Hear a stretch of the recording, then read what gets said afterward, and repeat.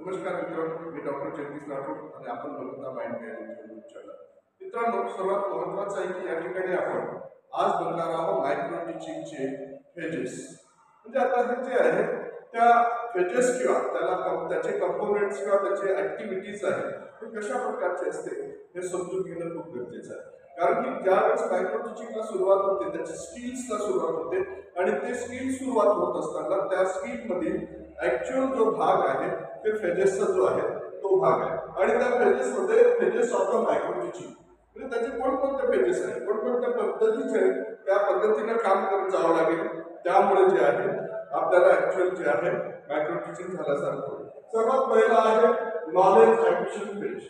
म्हणजे कुठल्याही प्रकारचं नॉलेज गेन करायचं आहे, मिळवायचं आहे किंवा आत्मसात करायचं आहे. तर आत्मसात करायचं असेल तर ती फेज आहे प्री ऍक्टिव्ह फेज. आता जे प्री ऍक्टिव्ह फेज आहे या फेजमध्ये काय होतं, सर्वात पहिले ऑब्झर्व केलं जातं. कुठल्याही प्रकारचं लेसन आहे, डेमो आहे, कुठल्याही प्रकारचं कार्य आहे त्याला ऑब्झर्व केलं जातं. ऑब्झर्व केल्यानंतर हे डेमॉन्स्ट्रेशन जे स्किल आहे, कुठल्या पद्धतीचं जे आहे कुठल्याही प्रकारचा प्रयोग चाललेला आहे किंवा वर्गात ते स्किल कसं शिकवलं जात आहे याचं मायन्यूटली ऑब्झर्व केलं जाते. त्याचे कंपोनेंटचे ऑब्झर्वेशन केलं जातं आणि कशा पद्धतीनं बोलायचं, कशा पद्धतीनं रिॲक्ट व्हायचं, ब्लॅकबोर्ड रायटिंग कशी असायला पाहिजे, त्याचबरोबर वर्गातले कोणकोणते कंपोनेंट्स यायला पाहिजे, हातवारे कसे असायला पाहिजे, एक्सप्रेशन्स कसे असायला पाहिजे, त्याबरोबर मोनोटोनस आवाज असायला पाहिजे कारण की तुमचा आवाजाचा चढ उतार असायला पाहिजे. वर्बल जे आहे कुठल्या प्रकारचं ते verbal participation, active participation, questioning कशा प्रकारचे, एक्सप्लेनेशन कशा प्रकारचं आहे.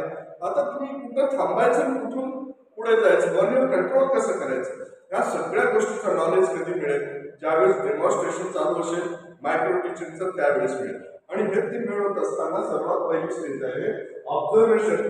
आपण काय करतो, ऑब्झर्वेशन करत असताना ते ऑटोमॅटिक गेन होतं, नॉलेज आपल्या आतमध्ये जे मेमरीमध्ये स्टोअर होतं. आता हे झालं अनालिसिस अँड डिस्कस. पण त्याच्यावर काय केलं जातं, आपण अनालिसिस करतो किंवा कुठल्या प्रकारचं डिस्कशन करतो, म्हणजे चर्चा करतो हे कशा पद्धतीनं झालं, याच्यात काय हवं होतं आणि काय नव्हतं. मग जे नव्हतं ते कसं त्याच्यात अजून त्याला ऍड करायचं चांगल्या पद्धतीमध्ये. आता हे आपण डिस्कशन अबाउट डेमॉन्स्ट्रेशन, कसं डेमॉन्स्ट्रेशन झालं आहे, कुठल्या क्वेश्चनिंग स्किलचं कसं झालं, एक्सप्लेनेशनचं कसं झालं, सेट इंडक्शन किंवा इंट्रोडक्शनचं कसं झालं, किंवा जे आपण म्हणतो आहे कुठल्याही प्रकारचं जे टीचिंग आहे तो कसं झालेला आहे त्या विषयाचं डिस्कशन केलं, अनालिसिस करून त्याच्यात काय भर टाकायची, कुठल्या स्किलमध्ये कशा पद्धतीने इम्प्रुव्हमेंट करायचं, या सगळ्या गोष्टीचं डिस्कशन घेतो. मग आता ह्या पहिला जे आहे प्री ऍक्टिव्ह फेज याला. दुसरी जे आहे स्किल ऑफ ऍक्विजिशन फेज. आता जे आहे स्किल ऍक्विजिशन म्हणजे कुठलंही कौशल्य आत्मसात करणं आणि कौशल्य आत्मसात करत असताना त्याला इंटरॅक्टिव्ह फेज होते. म्हणजे ज्या वेळेस ती प्रक्रिया चाललेली असते, देवाणघेवाण चाललेलं असतं विद्यार्थी आणि शिक्षक मध्ये किंवा नॉलेज जे घेत असतात, स्टोअर करत असतात, त्या जे आहे त्याला प्री ऍक्टिव्ह फेज म्हणतात. आता ही मधली फेज जी आहे त्याच्यात प्रिपेअर मायक्रो लेसन. सर्वात पहिले कुठलेही लेसन का जे आहे टीचिंग करायचं त्याचं प्लॅनिंग करावं लागतं, प्रिपेअर करावं लागतं. किती क्वेश्चन कशा पद्धतीनं कुठल्या वेळेस कसे विचारायचे, एक्सप्लेन कधी करायचं, डेमॉन्स्ट्रेशन कशी करायचे, कोणता शब्द पहिलं बोलायचं नंतर कोणता शब्द बोलायचं, इथपर्यंत आपण डीपली त्याचा काय करतो, प्लॅनिंग करतो माइंडमध्ये प्रत्यक्षात पेजवर. आणि तो प्लॅन जे आहे आपण काय करतो, इम्प्लिमेंट करतो. म्हणजे ज्या पद्धतीने कुठल्याही बिल्डिंग बांधायचे, घर बांधायचं, त्याचं ब्ल्यूप्रिंट पहिले तयार होतं की असं घर बांधू शकतो आपण आणि ते त्यानुसार हे प्लॅनिंग आणि प्लॅनिंग नुसार काय करतो आपण, प्रॅक्टिस केली. पण त्याला पहिले सर्वात पहिले काय करतो, प्रत्यक्ष डेमो देतो आणि मग त्याला प्रॅक्टिस करतो. मग पहिल्या वेळेस प्रॅक्टिस, दुसऱ्या वेळेस, तिसऱ्या वेळेस, पण त्याच्यात उणीवा राहिलेला जे आहे पुन्हा पुन्हा भरून काढत जातो आणि पुढे जातो. त्याच्यानंतर इव्हॅल्युएट अँड परफॉर्मन्स. आता आपण त्याला इव्हॅल्युएट करतो की आपण पहिल्या वेळेस शिकवलं ते किती चांगल्या प्रकारे शिकवलं, त्याच्यात काय लागलं होतं, कोणती गोष्ट उणीव होती, ती उणीव काय ते परफॉर्मन्स वाढवण्यासाठी. पण त्यासाठी जर परफॉर्मन्स ठीक नसेल तर आपण पुन्हा काय करतो, रिप्लान रिटीच, रिप्लान रिटीच पुन्हा पुन्हा करतो आणि पुन्हा पुन्हा करून त्याला प्रत्यक्षात पूर्ण कसं होईल, त्याच्यात क्वालिटी कशी येईल, चांगल्या पद्धतीचं ते अध्यापन कसं होईल त्यासाठी प्रयत्न केला जातो. आता हे दुसरी फेज झाली इंटरॅक्टिव्ह फेज. तिसरी फेज आहे ट्रान्सफर फेज.